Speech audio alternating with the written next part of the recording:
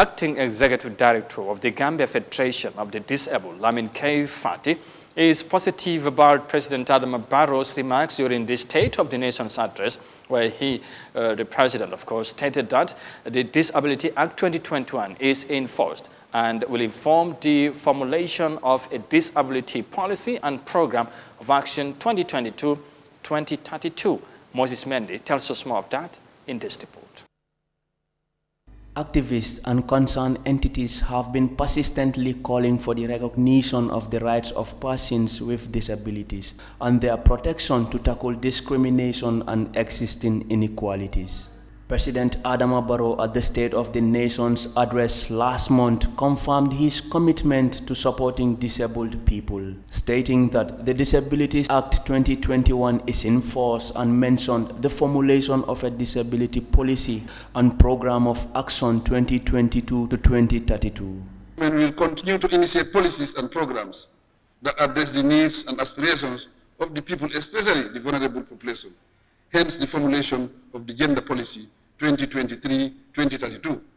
Currently, the Disability Act 2021 is in force and will inform the formulation of a disability policy and program of action 2022-2032.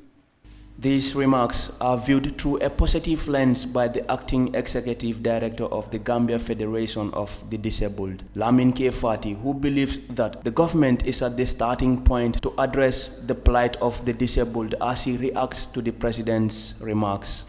The President himself signed the Act, and the Act is now being passed by the Parliament, and it is now at the implementation stage. So to inform the public on that, I see it has a positive remark.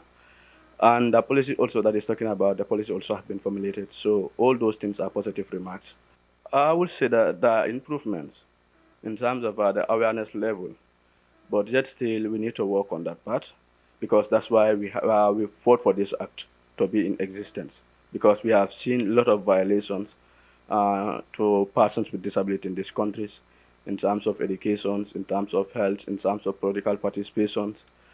In terms of even movement, transportation, all these were violated, violations of rights that were melted on persons with disability, and still they are melted on persons with disability.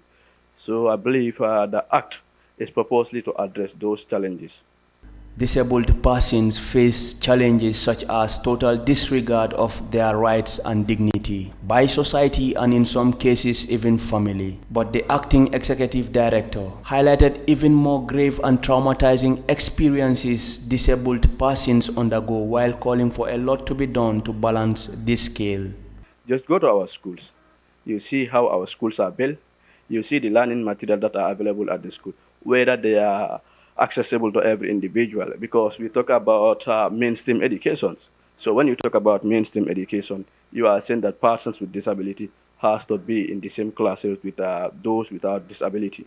So when you look at it, our needs are different, our aspirations are different, and our abilities also are different too. So you look at the resources that are available. Are they accessible to every individual?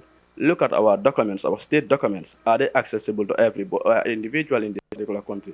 Look at our medias. You go to the state address that you're talking about. When the president was making that speech, on that day, there is a category of persons with disability who have been discriminated, that the deaf and the hard of hearing people. Were they getting the information that was being said at the National Assembly on that day? He said the government's effort to tackle malice directed at disabled persons begins with the establishment of the Advisory Council, chaired by Magistrate Krubali, to safeguard the interests of persons with disabilities and advise the President on matters of their well-being.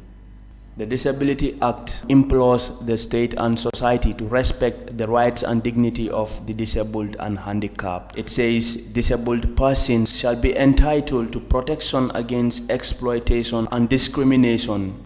The Gambia is a signatory to the United Nations Convention on the Rights of Persons with Disabilities, an international human rights convention that sets out the fundamental human rights of people with disability. Despite ratifying the convention and its optional protocol more than 5 years ago, it needs to improve to translate into reality.